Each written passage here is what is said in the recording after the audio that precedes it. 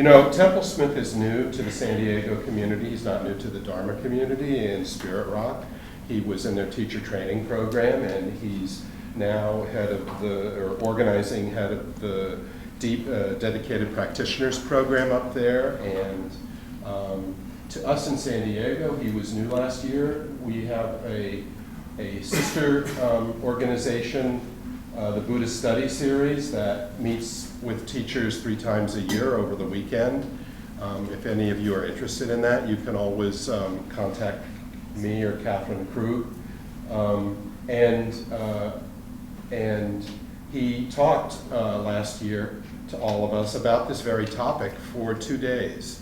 And we found him so refreshing because his language and the way that he talks is not the way that lots of Dharma teachers talk with the same old phrases and the same old explanations. He's got his way of thinking and his way of explaining it. And in my mind and heart, it is refreshing and it makes a lot of sense. So we have invited him back to Buddhist Study Series, and also we invited him to give the talk tonight. So Tempel teaches, and we're trying to start a campaign to get him to change the way he spells his name to T-E-M-P-L-E instead of T-E-M-P-E-L. Because those fingers on the typewriter just go into the old-fashioned way of spelling it. Tempel teaches mindfulness and insight and metta meditation with an emphasis on Buddhist psychology and mind-body awareness. He spent a whole year as a monk in Burma. That must have been hot. With Sayadaw Padita and Pao Sayadaw.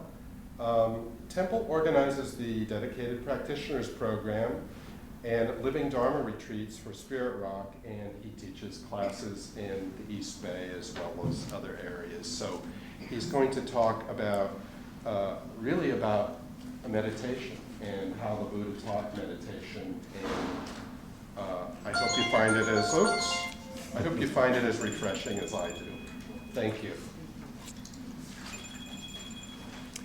Hi, everyone, and welcome to this Insight San Diego.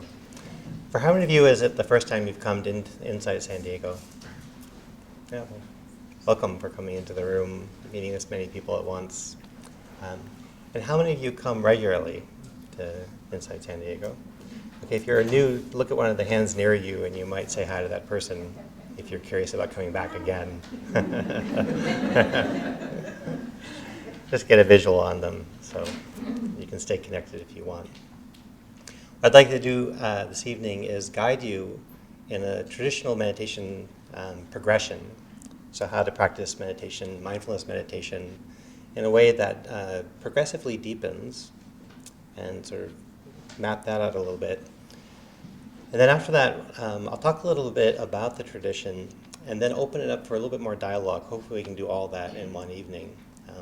But I hope to have some chance to talk with you all, not just talk at you, because I've come a long way and that would be a shame to come all this way and not really get to know some of your questions or some of your experiences as well. So hopefully there's time for all of that. But as Jeff said, I've come down from the Bay Area. I guess you have a Bay Area too, so this is the San Francisco Bay Area. And I've been practicing in this tradition for over 25 years, including that year as a monk. And part of my mission is to stay connected to the tradition itself, what I learned as a monk in Burma, and make sure that we're doing a really good translation of that tradition into this culture. And there's a lot to be translated so that it's actually useful and accessible. So it may take us many generations to really do that, but I actually think we're doing a good job of it. So that's what I'd like to guide you in tonight, and hopefully that's enough buy-in for you to trust me a little bit to guide you in the practices we're about to do. So let's start. And to do that, Find a posture that allows your body to be at ease. So nothing too formal, nothing too rigid, nothing. Don't exert much effort, but if you can, have a body posture that's both relaxed, but still inviting yourself to be engaged. Relaxation for our culture is a little more important because it's a little less intuitive for us to be relaxed, but not so relaxed that you spend the whole time checked out, because your minds have been so overworked that usually what they want to do is rest. So I do want to give this meditation, we want this meditation to be restful for your mind, but not an unconscious resting. A wakeful resting is what we're looking for. So allowing your body to be at ease. And now take a few deep breaths, and on the exhalation, allow yourself to adopt an attitude of release, letting go, relaxing, allowing yourself to unplug from all the activities of the week. If you have a traditional weekend, this sort of begins the unplugged part, or at least the working part.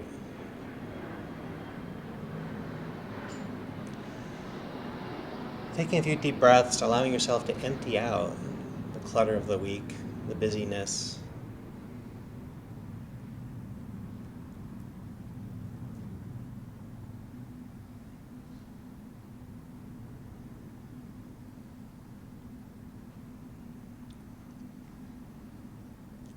And in some way, you're going to be doing that throughout the entire sit we have practicing together here. Finding yourself busy out of habit, allowing yourself to gently empty out of the busyness.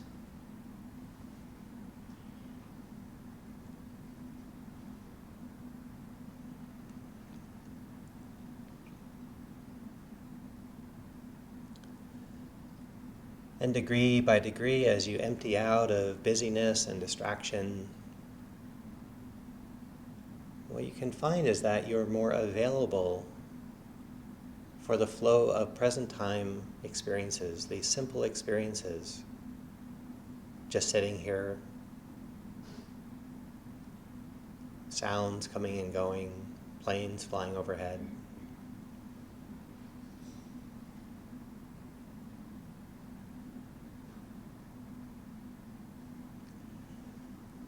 So we empty out not into unconsciousness, but we empty out into presence, simplicity,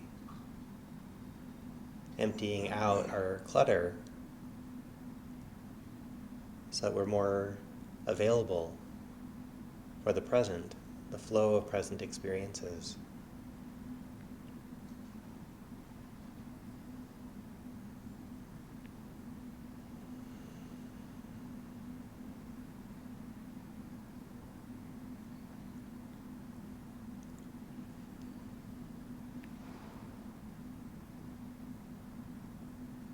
And one way to rest more intimately with the flow of present experiences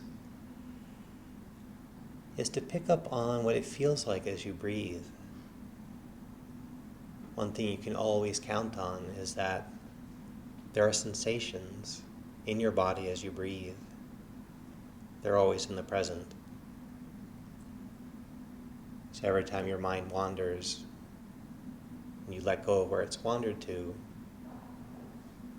you can settle back into the present by picking up what it feels like in that moment as you breathe.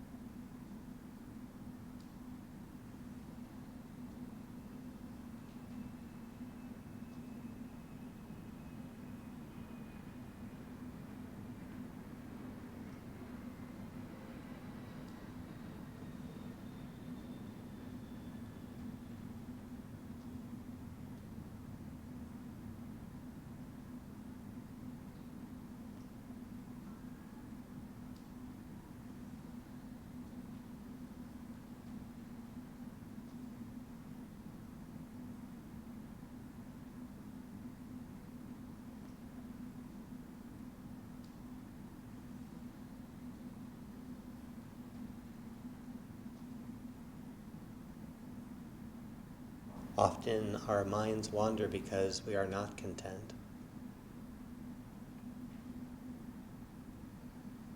So when your mind wanders, take notice.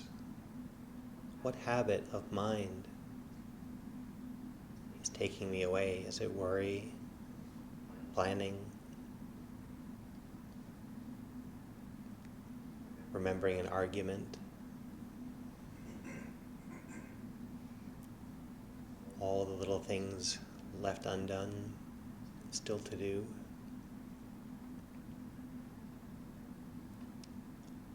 We could be content with just breathing here and now, but we have these habits of busyness.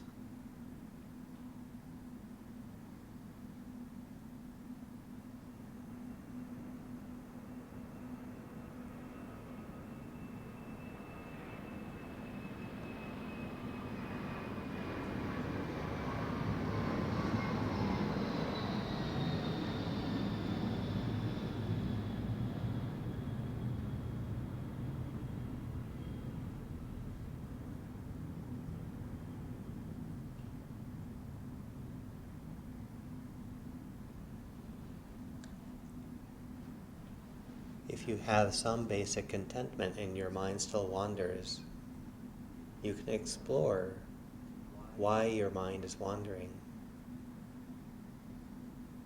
What has your attention been drawn to?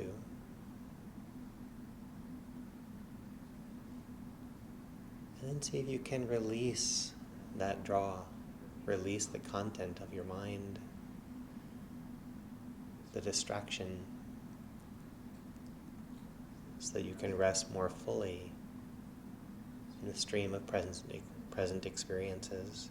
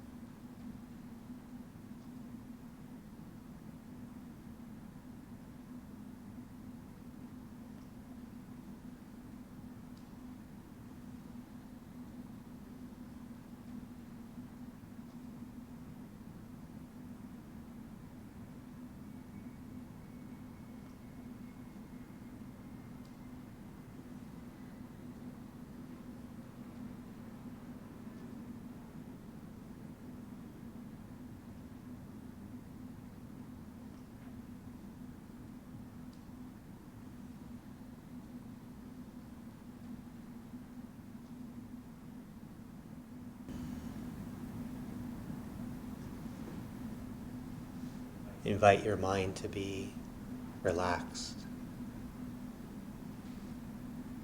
Invite your mind to be at ease. See if you can be content with just breathing, sitting within your body, allowing moments of simplicity.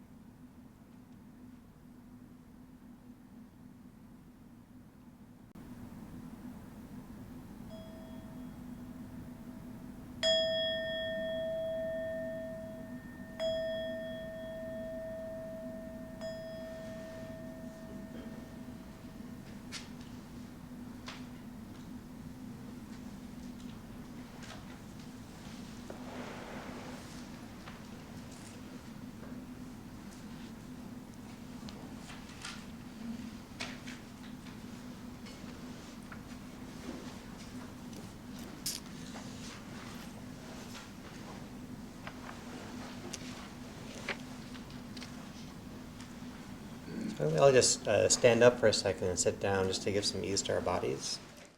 So there was a handout for this particular evening. Not sure if there are enough copies for everybody, but are you sitting by somebody who has one of these, or does anybody still need one of these?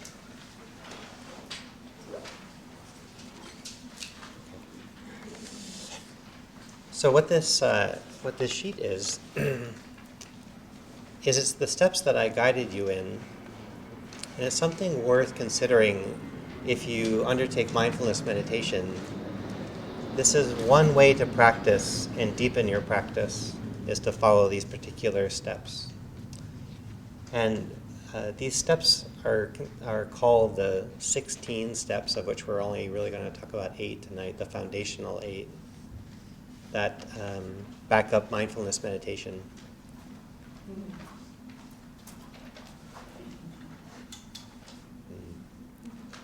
The mood. Friday night. Baby, I just want to get the tone right. Long we're going to spend some time together. So this mindfulness of breathing, there are many ways to practice mindfulness, and this is one of them. And this is the traditional way to practice mindfulness. It's a traditional way.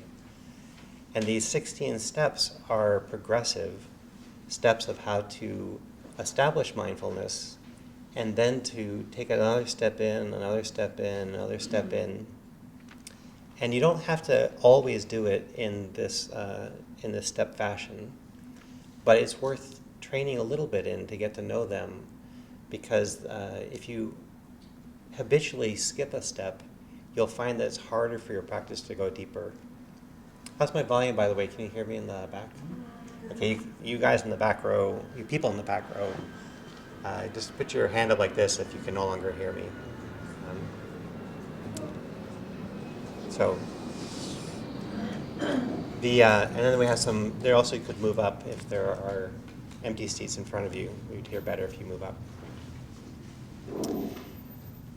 And so in the language close to what the Buddha taught, the language of Pali, mindfulness of breathing is called Anapanasati, which means in and out breathing, mindfulness of in and out breathing. And this list of 16 steps was given many times in many different contexts. He talked about these 16 steps of how to progress mindfulness meditation while breathing. And it begins just with becoming present at all the way through progressive steps, through very deep states of centeredness of attention, and then finally into very deep liberated insights that you can get through meditation that change the way you see the world. And so this one practice that begins with just knowing that you're breathing at all, taken in progressive steps, can deepen and deepen and deepen. Over the course of your whole lifetime, it just keeps deepening. And as it deepens, we begin to see things more clearly. And these 16 steps is sort of like having a step ladder going up, or maybe a step ladder going down, but a way to take progressive steps deeper into self-intimacy, the stream of your own experience, so you can see more clearly. And even though this list of 16 steps is sprinkled throughout the discourses the Buddha gave, it's very traditional. I didn't come across it until 10 years into my practice, and I wish I had, and I wish people had talked to me about this before, because when I began practicing, a lot of the Western teachers also didn't necessarily know these steps. They were following Asian teachers, and some of the Asian teachers that we started with, I think they just assumed that we had the first 8 steps down, and that with just prodding and willpower, you could go further. And so there was sort of a glossing over of these first steps, first 8 steps.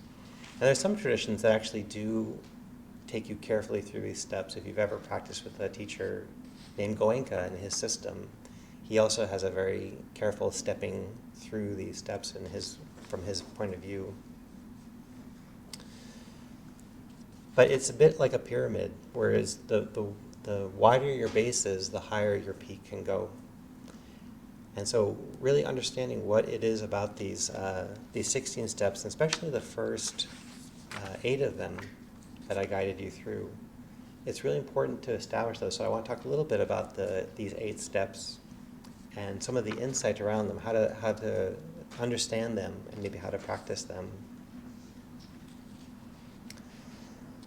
One of the times that the Buddha was talking about mindfulness of breathing is he said it's like one of the first rains that come after the long, hot, dry season. So right now in Burma is the month of May, and it hasn't rained in Burma since maybe last September. And luckily it gets cooler over the winter, but right about now, April and May, it's incredibly hot, like 110, 115 degrees. It's really dry, dusty. And I was there at Burma at the time, and I'd never been in such heat. It was this unending heat. And that first rain really was soothing. That first rain took all the dust out of the air. It cleaned the air. It brought a promise that the world wasn't just going to be hot, scorching, and an endless ordeal. We were sweating at night and couldn't barely stand the day.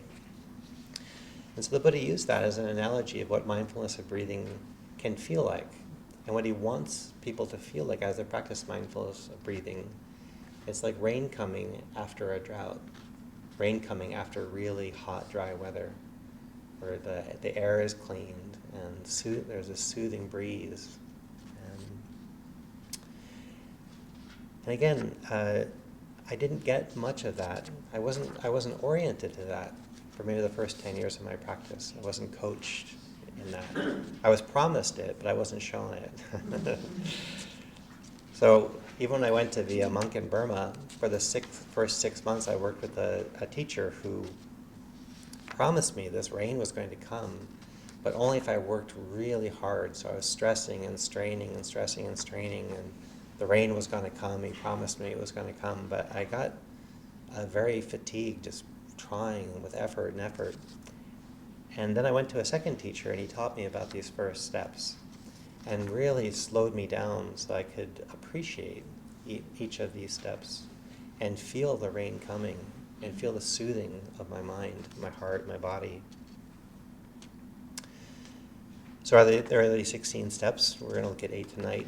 The 16 steps get broken into groups of 4.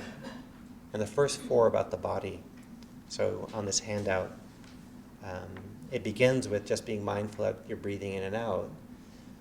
But steps 1, 2, 3, and 4 are about coming into your body. And the first is knowing the breath. Know whether you're breathing in, breathing out. And then the suggestion is do you know the length of your breath? Is this particular breath long or short? And that step is helpful because if you're aware of the breath and you just say in breath, out breath, it's a little bit too monotonous and your mind easily wanders. So these first 2 steps of knowing a long breath and knowing a short breath invite you to look at every breath with fresh attention. And the way you do that is not through strain. It's not like you're straining your attention to know, is this breath long? How is that one? Is it a little bit longer? That's way too much stress in your attitude. But by relaxing and appreciating the breath, you'll get to know, wow, my breathing right now is particularly long. My breathing now, there's something that just came in. There's a little apprehension. My chest tightened a little bit. Now my breathing is a little bit short. I'm not interrupting it. I'm just getting to know right now this particular cycle of breathing is short. A little bit later it's average. A little bit later it's deeper. I just took a really deep breath. When you have a fresh relationship to your breath, you get to see that they're not exactly the same, and that as your body is self-regulating, your length of breath is changing. And it keeps it interesting. It keeps your attention fresh. You can also, every now and then, practice with longer breathing, just to break up a habit. If your breath feels held, you can challenge it, try a longer breath. But what's suggested here in this first bit is just to let your breath be natural and just get to know how long is my breath. And to do that, you actually have to watch it from the very beginning to the very end, as opposed to, yep, that's an in-breath, yep, that's an out-breath. That much attention is not very submerged into the breathing experience. When you get to know a long breath, short breath, you're inviting more of your attention to get to know your breath. Then there are certain patterns that I would like to describe here. The next groups, you get to know things as they are before you try to calm them down. So in step 3, experiencing your body, your breath has invited you into your body. You open your attention some and realize your breath is happening within your body. Get to know your body with no intervention. Just while I'm breathing, I'm aware I have a body. And I can feel my body. I can feel there's warmth. I can feel there's coolness. There's some tension in some places. The other parts of my body feel just fine. So getting to know your body. And then step 4, from getting to know your body, you invite your body to be a little bit more relaxed, a little bit more settled. So as an experiment, make a fist, squeeze it, and just open it. Okay. So you solve the tension of that clamped fist just by commanding your fist to be open. Now make a fist again and feel it. Feel what it's like, feel the strain, feel the grip. And now invite your hand to relax open.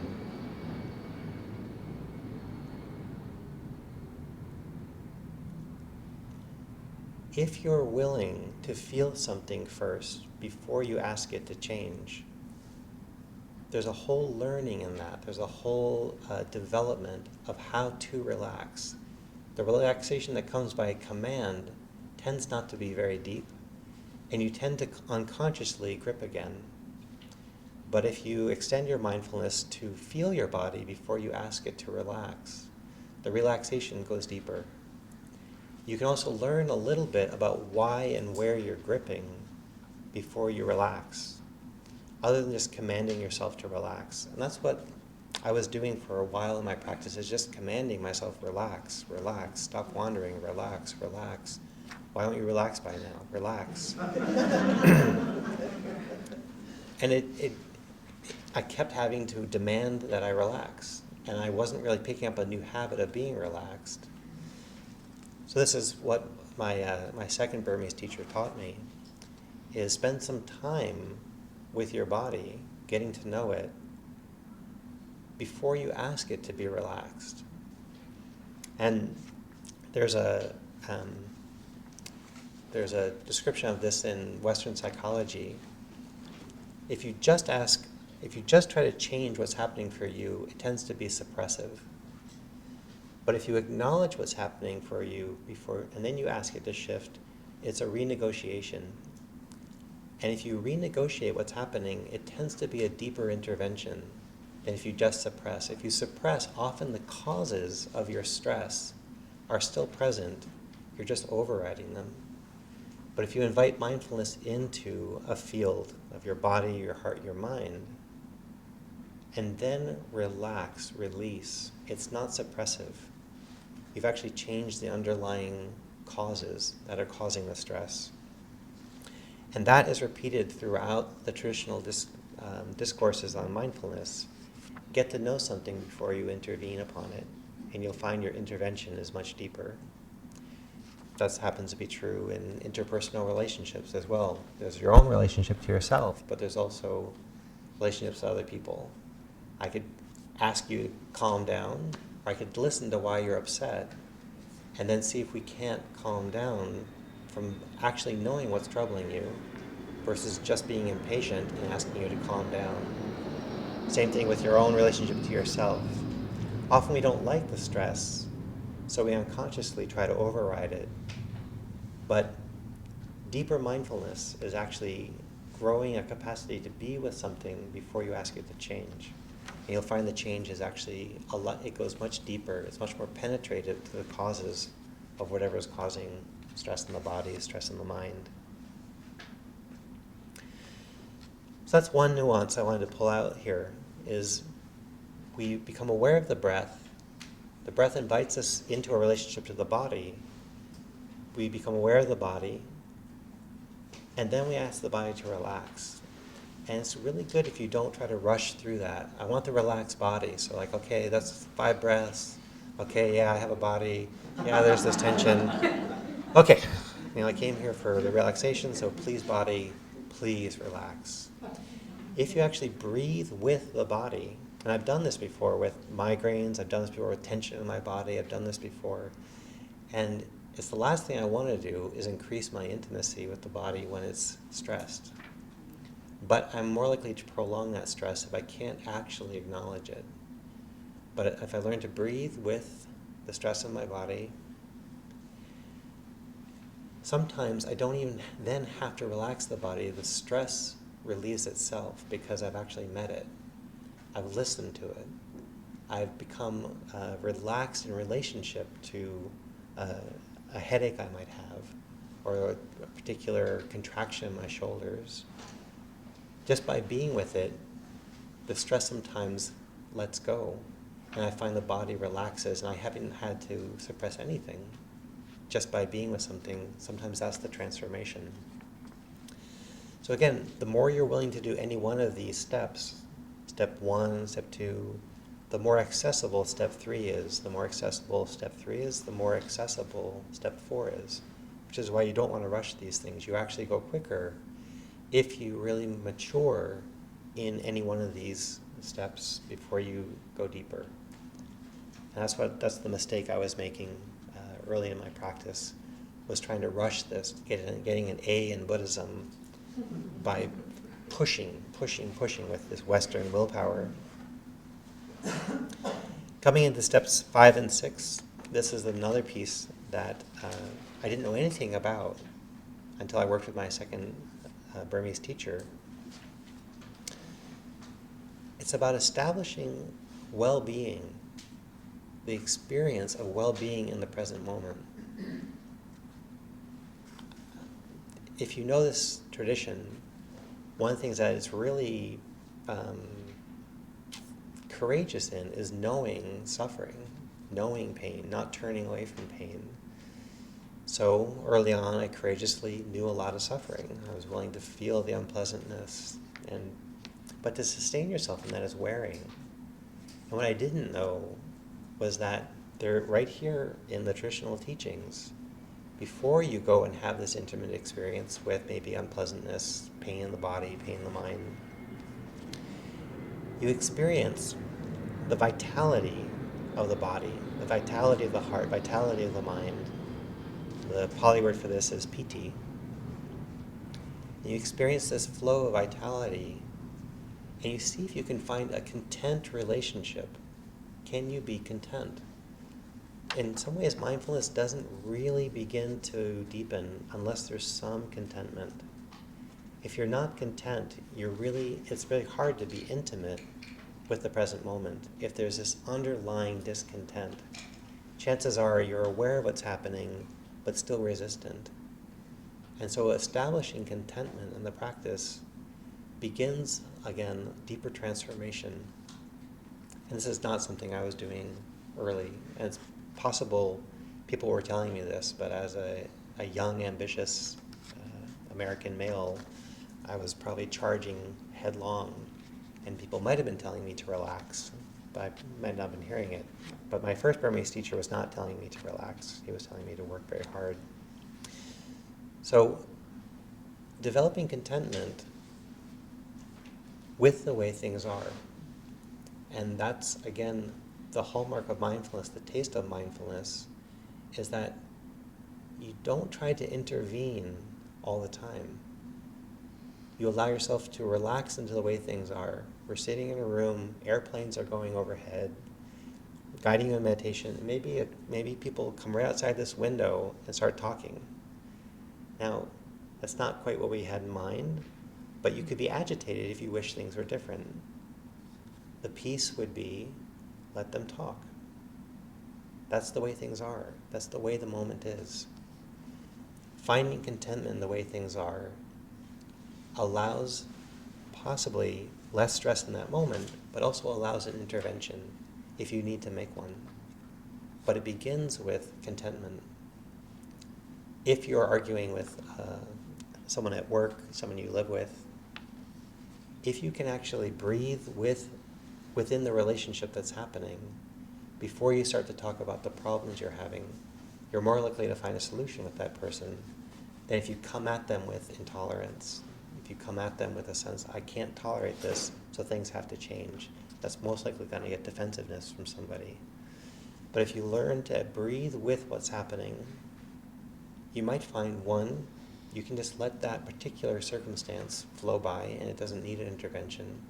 Or if it does, it's not coming from a driven state.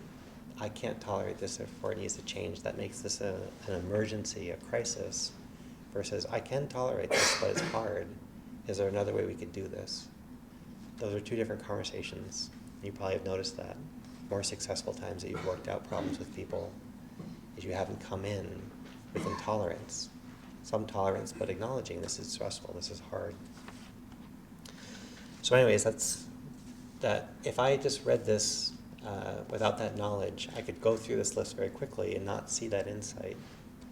But it's within the traditional training of mindfulness to be able to tolerate something before you try to change it. So step 6, the more you're willing and more you're able to find contentment in the present moment, what you'll find is that all this busy mental activity, steps 7 and 8 here, that we're trying to quiet the mind, but if you don't have access to much contentment in the present, the mind really doesn't want to be present. The mind is discontent with the present, and so it takes willpower to keep letting go of all these activities of mind. The mind keeps wandering to all of its habits, all of its plans. It's trying to be happy. It's trying to be happy how it knows to be happy. So it plans, it regrets, it remembers, it goes through lists. If you can establish contentment with just breathing in and out, mind wanders, but you're really laying down a foundation of contentment with the way things are, what you'll find is, again, you don't have to work so hard at keeping the mind present, allowing the mind to be simple, to let go of all of its agitation, because there's this underlying growing contentment. So again, the more you're willing to build a step, the easier is the next step, to be aware of the mind, to be aware of mental activity, to be aware of mental habits, and then ask them to calm down. They're more likely to calm down if they're not inflamed. If there's contentment in the present, mind is often softer, relaxed. It's more willing to let go of its old habits.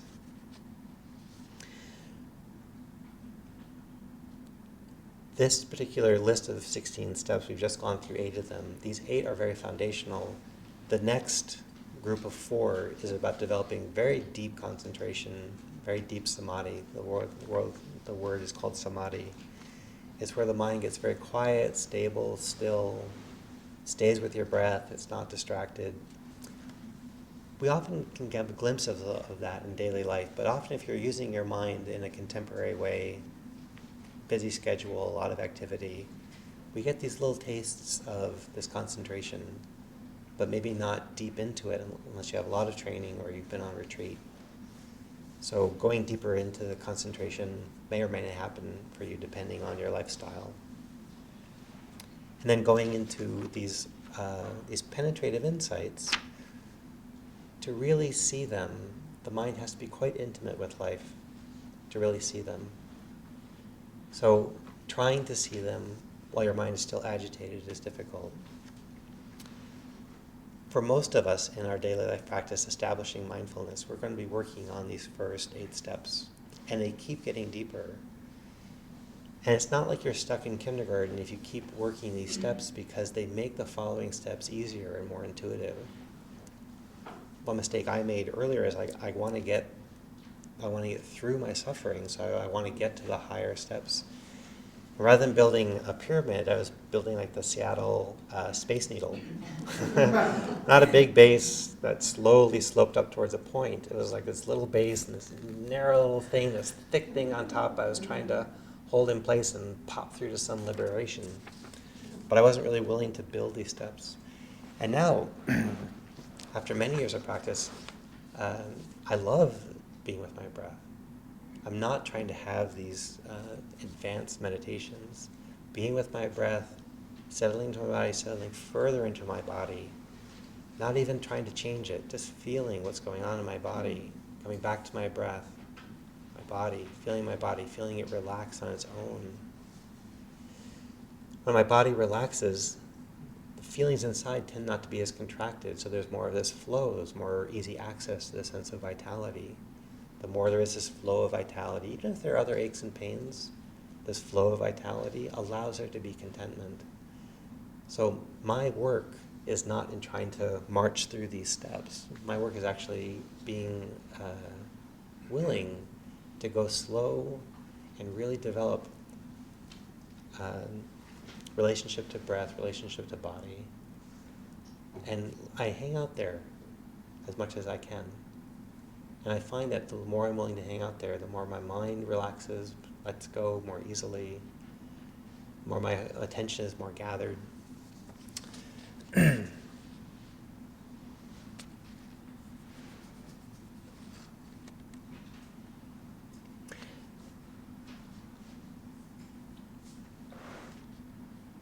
the last thing I'll say, and then I'll open up to see if you have any questions or your own observations, is that and about 10 years ago, I was talking to a friend of mine who practiced Zen meditation.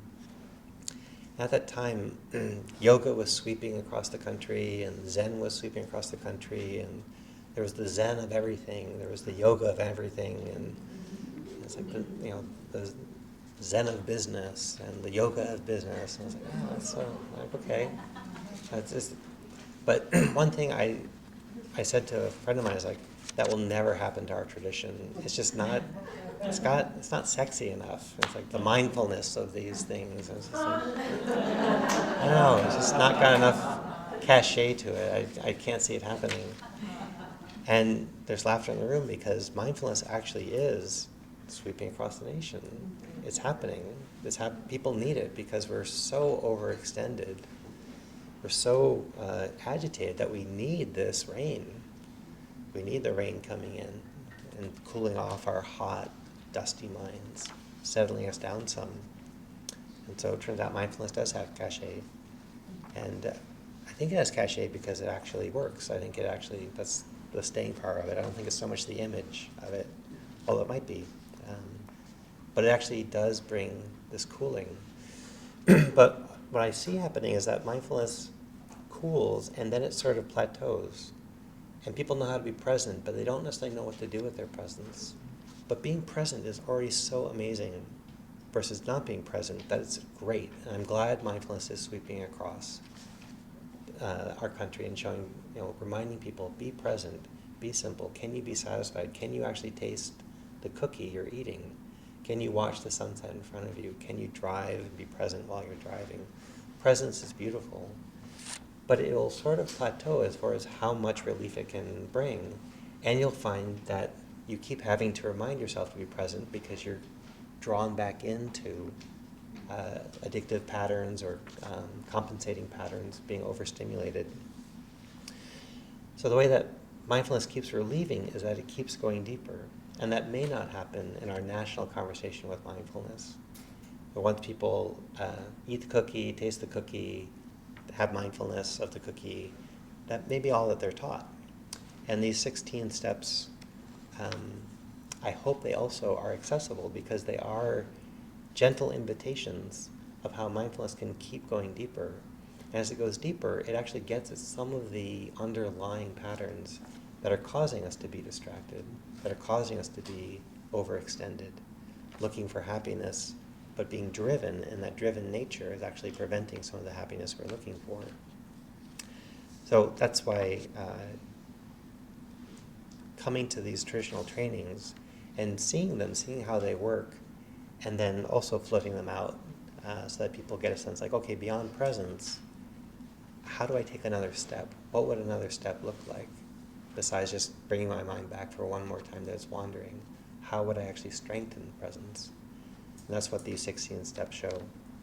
And the real depth of these 16 steps don't really open up until these first 8 have been established. Breath, body, contentment, and then inviting your mind to be more calm. But only once you actually can tap into some contentment with simple present time experiences. So I'll leave that here and open up just so I can have a little more dialogue with you all. And we can start with this, but if you have a more pressing question, you can always ask that, because that might be actually more interesting. So, what's on your minds? Anybody out there? Yeah. So, I haven't practiced this formally, but the first 4 steps feel quite familiar to me. Mm-hmm. But then I tend to fall asleep rather than get vitality. I mean, I can feel myself just kind of sinking down. Right. So a lot of us go into sinking practice because we're overextended. And so when given a chance to find balance, often there is a corrective sense of exhaustion. Underneath a lot of our busyness, we're actually quite exhausted. So that is common. There are 2 ways to go about it. One way is to intervene, and the other way is to go with it. So you can intervene by trying to keep yourself from sinking into the sleepiness. And sometimes that's a good challenge to give yourself. So you can stay a little bit more actively engaged, knowing that sleepiness is likely to happen. You set yourself up to not fall into sleepiness. I used to practice juggling and balancing. It was just kind of fun. So if you're walking down a rope and you keep falling to the right, you think you're standing up, but for some reason you keep falling to the right. What you have to do is, like, this doesn't quite feel balanced, but I'm going to lean to the left as I walk down this rope. What you find is that actually is balanced. And the way you were walking had this predilection to fall to the right. So if you fall into sleepiness, chances are there's a predilection towards it. And so you have to practice and intend a little bit more opening to the vitality side, the investigation, the stimulation. So that would be that's the counter stretch to the habit. The other is to encourage your mindfulness, not always to challenge what's happening, but can you develop intimacy while your mind sinks? Can you develop intimacy while your mind gets tired? Can you develop intimacy while your mind dims, while your attention dims? And it's very difficult, but it's interesting. So there was one retreat where I was had a tremendous amount of fatigue, tremendous amount of sleepiness. And I would go to teachers and say, like, I can't practice because there's all this sleepiness. I was like, no, you have to be mindful of the sleepiness. And some would teach me, like, stand up and breathe heavy, and some would teach me to fight it, but some would teach me, what's it like to be sleepy? And it's like, I can't be mindful, I'm too sleepy. It's like, So that's a quality of sleepiness. It's hard to be present. But if you know it's going to come, you can make a mindfulness project out of it. Is I'm going to really get to know this sleepiness. I'm really going to watch what it's like as my mind goes from chirpy and busy down to a little floaty, and then when it starts to kind of get a little swayy, and then when it begins to droop, and you actually can start to invite mindfulness into these sleepy states. And I've had mindfulness and sleepiness where I was like, God, I don't believe one neuron is firing. Like, it's so dim. It's so dim, but some part of me still knows it's dim, but it's not like, look how dim it is, because there's not enough juice in the mind to be that aware, but it's just, that's really dim. That's really dim. And what happens is that dim is just part of the river. You're on a boat, it flows through the canyon. How did I get out of the canyon? Stay on the river. The river doesn't end in the canyon. It goes through the canyon. It's like, okay, canyon time. Not a lot of sun, big walls. Oh, look, no longer canyon, now it's prairie. If you wait it out, you won't need to intervene. And if I could put any little thing in your hand to the audience tonight, is that real liberation doesn't come from big interventions. Real interventions you no longer need interventions, because mindfulness knows that neighborhood. And you know that neighborhood of your mind, you know that neighborhood of yourself, and you don't need to intervene because there really isn't fundamentally a problem. It's just another aspect of being. This is the quiet side. This is the dim side. Until that happens, sometimes we do need to intervene so that we don't get discouraged. But as I've gotten deeper into my practice, I haven't gotten more interventionist. I've gotten actually more capable of not intervening and not finding a problem in what actually is happening.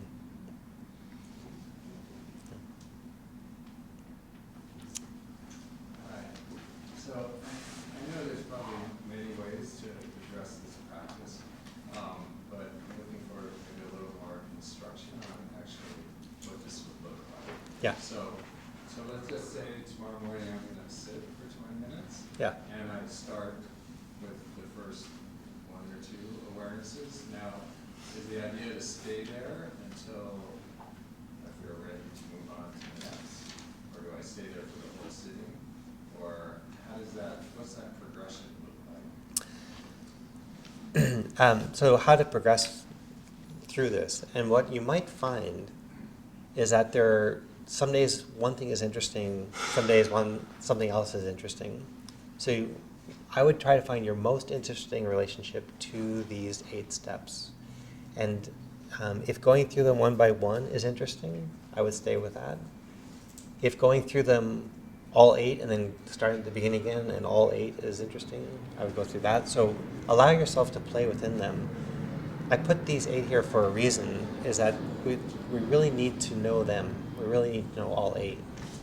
So my brother plays the mandolin. The mandolin is made up of 8 strings, 4 pairs. And the way you tune it is you start with the very first string, you tune that one, and you tune its pair. Then you use those 2 to tune the next pair. And then you use those to tune the next pair until finally you have all 8 strings. But then you don't go back and just tune them. Then you play music. So once you know these 8 pairs, or these 4 pairs, these 8 steps, when you know them, then you can actually, you don't have to be so linear about them.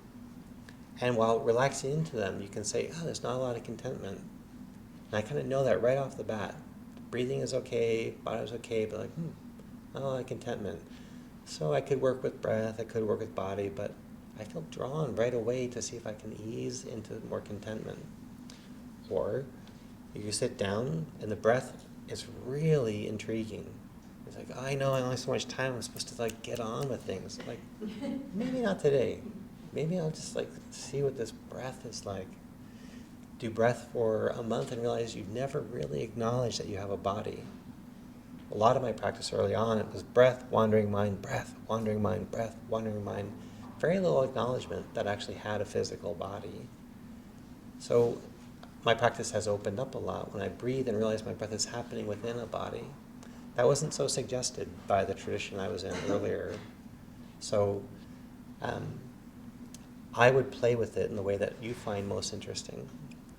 I started playing the ukulele a couple years ago, and the first time I made a chord and plucked 4 strings, I just did that for half an hour. Same chord. I was like, I can't believe it. I'm making a chord. It's beautiful. These 4 strings. You go one way, you go the other, and then something like, yeah, but there's another chord out there. I was like, who needs a second chord? I'm not there yet. This is really interesting. Then there came a point where I was like, I could keep playing this one chord, or I could stop playing ukulele. It's not that interesting. It's nice. But then I found a second chord. I was like, oh my God, there are 2 chords I can make? This is great. So then you're staying within the fun of the mind. It's more likely to be interesting. I wouldn't use this to be something you have to do. If you have an attitude, I have to do these 8 things, that whole attitude is going to be one that's sort of laden, as opposed to letting the breath be like a cool rain on a hot day. Can you open up to the breath like that? Then realize the breath is happening within the body. Realize the breath within the body, there's a flow of vitality and there's room for contentment. once the contentment settles in, what are these busynesses of mind? Why do I want to be present with the sound of wind in the leaves, or the feeling of tingling in my body? What is so addicting about tomorrow or yesterday, right now? And so what I'm describing is really an approach, an attitude. And when you have an attitude, this becomes a playground. It becomes strings on a guitar you can play. And maybe you train in them just so you get to know them. And then you get to know the ones you're interested in. And then and it will change over the weeks, whichever ones were interesting. The more you do this, the more you become self-intimate, and then insights arise through self-intimacy. But this creates the ground of self-intimacy. So tomorrow, what I would recommend during your sitting is a gentle attitude, an attitude like have that image of this refreshing rain coming in, and use that attitude to get to know the breath. And then play with it. When is it interesting to realize the breath is happening in your body? Versus, when should I do this? Because that will make it a little bit formulaic and a little bit external. You're following external references versus internally. It's so soothing to be with my breath. My breath is happening within my body. There's this vitality and contentment. That's how I would train. Is that doable? Yeah. Okay. Enough to start, at least. Let's go here. I had a question about experiencing mental activity. If you have an excessive mental activity of worry and anxiety, Yeah. and you become aware of it and you kind of open up to it, like the way you explained with this slowly, and then step 8, eventually it will calm. So my question relates more to the steps of 13 to 16 of Vipassana. If you observe it, that you might be able to calm it for a while, but it feels really excessive and it just keeps seeping back in. Yeah. Do you then use the steps of 13 to 16 to say, okay, let me really look at this more deeply, invite it in more deeply, this worry, this anxiety, feel it in the body, and see, okay, what is this really about? Is there some questioning that you might, bring in to really see how you can investigate it more deeply, or how would that relate to 7 and 8, and then to the steps of bringing in the Vipassana? Right. So, And so how to work with something that's really persistent, like anxiety or doubt. We all have certain trends in us. And sometimes the way to do that, there are many ways, there are many responses to your question, and I'll point out a few. Sometimes it's the step before, you haven't really soaked in the step before. So if you soak in contentment, it's harder to be anxious.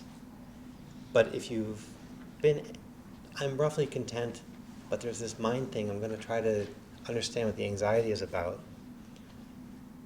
If you actually invite yourself again to be content, again to be relaxed, soothing, and then what you find is that maybe you haven't quite felt into your body to the same degree, and that's why the contentment feels sort of shallow, because there actually is discontent with the body, and so the contentment stage isn't that ripe, because there really wasn't much of an awareness of the body.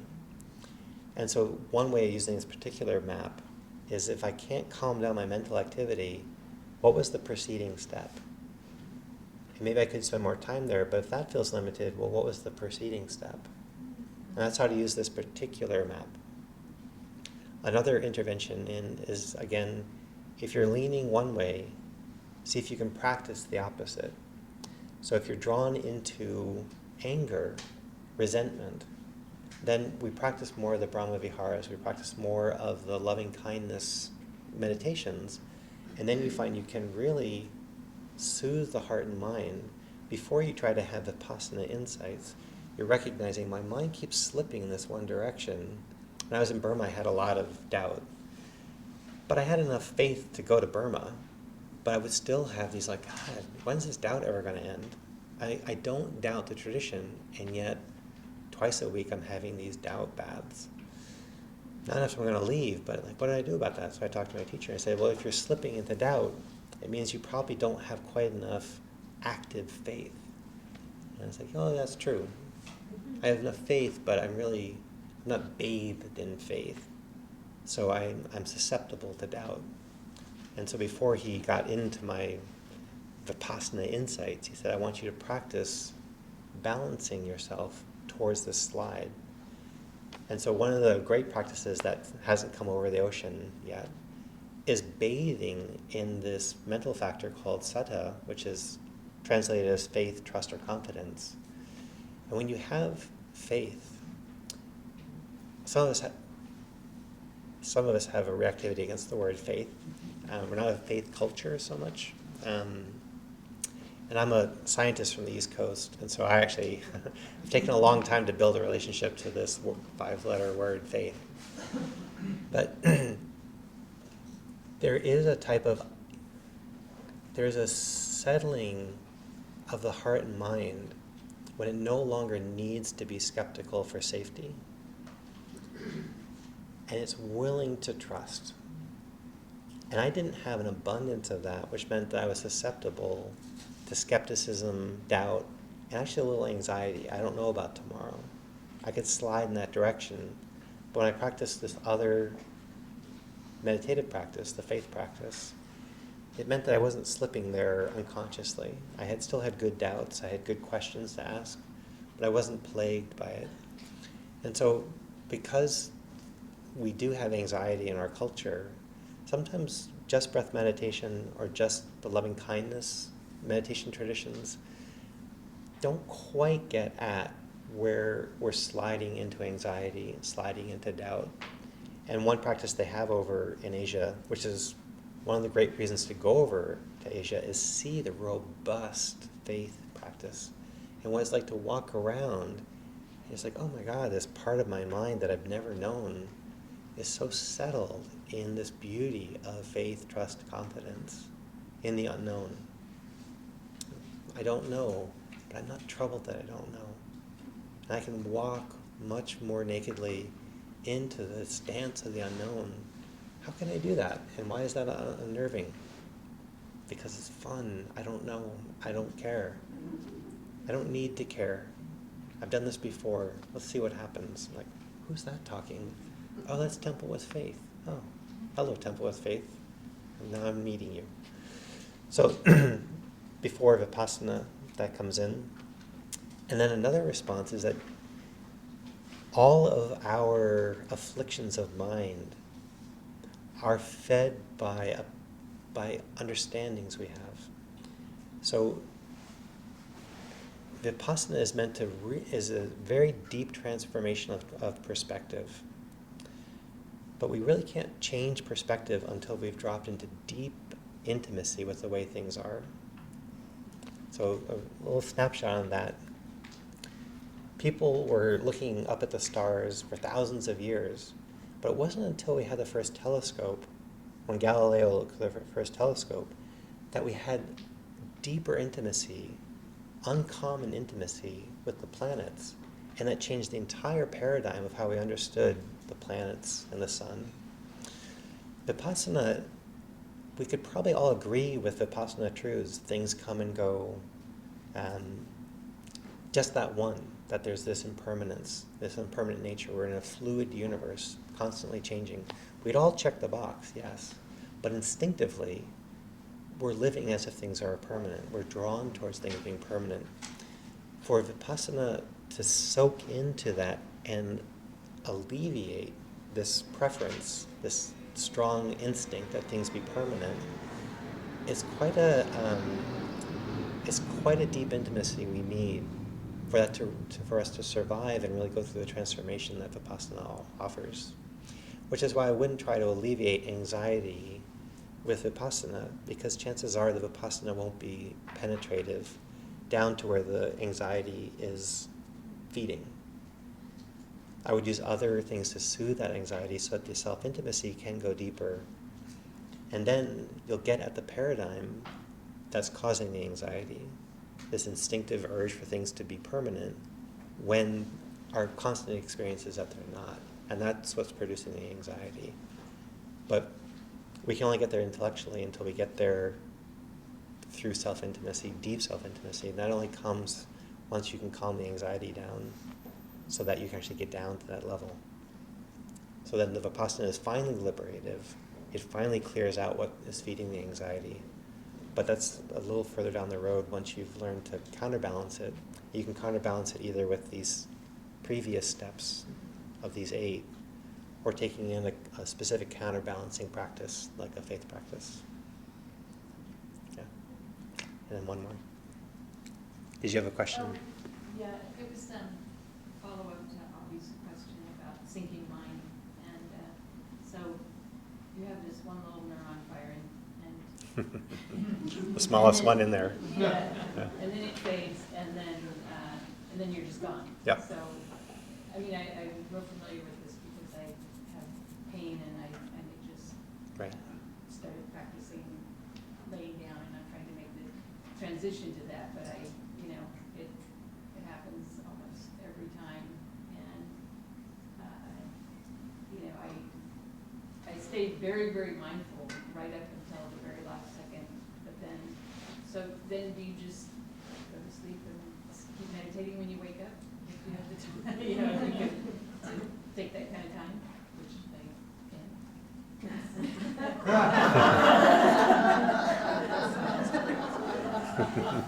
When I was tired and I was putting effort into not sleeping, it was causing such strain, and I would win some days and lose the other days.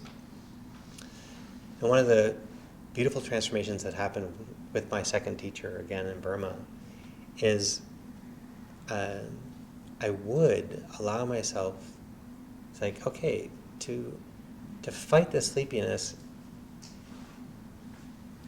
I'm trying to force something onto my reality, and it itself is fatiguing, and so I'm kind of ensuring myself that I'm going to be fatigued by fighting it. But if I go with it, I'm unconscious. But it's just a moment's lapse into softening of my mind. What I noticed is that as I would rest, and I would rest as long as I needed, and then I would wake up again, and I'd wake up kind of very innocent and very refreshed. And I was like, well, I wasn't super conscious during that time, but it's sort of what my mind needed. If you have chronic pain, I've had chronic pain for a long time, sometimes your mind can't withstand intimacy with pain, and it needs to take a break. And if you allow it to take a break, that's a conscious choice to soften and be a little more drifty and allow that to happen. Your mind will take a break as long as it needs, and then it will show up again. Versus trying to keep it present and then having the mindfulness collapse into real unconsciousness and coming back and being groggy and disoriented. So again, as I've gotten stronger into my practice, I don't actually demand that my mind show up. I was like, oh, my mind's drifty. This happened before. Yep, it's pretty drifty. Whoop. And I'm back. And that gap can be 5 seconds, 10 seconds, 10 minutes, an hour. But when I'm back, I probably needed that. And that's what I've seen, is that I don't intervene as much as I used to. I have more faith that if I go into these quiet, sleepy places, they only last so long. I'm not super disturbed by them, and then I tend to come out of them. And that's hard if your mindfulness time is sacred, 20 minutes a day, and you really want to have it validated during that time, and it doesn't get validated, so doubt comes up. Is it really useful? I find it super useful. If I sit down and I'm spaced out the entire 20 minutes, I probably needed it. So, but it's taken me a long time to have that type of patience and faith. Certain days I can't be that conscious. I'm too overextended.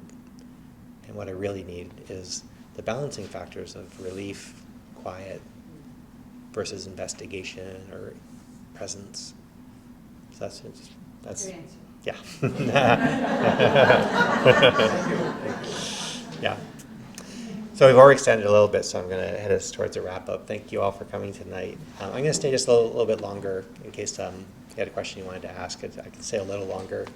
I wanted to remind you there was the 2 bowls in the back for donations, and to be generous with Insight San Diego to support them, because the more generous we are with them, the more they can put on events like this, and that will be supportive for your practice. So thank you for coming tonight.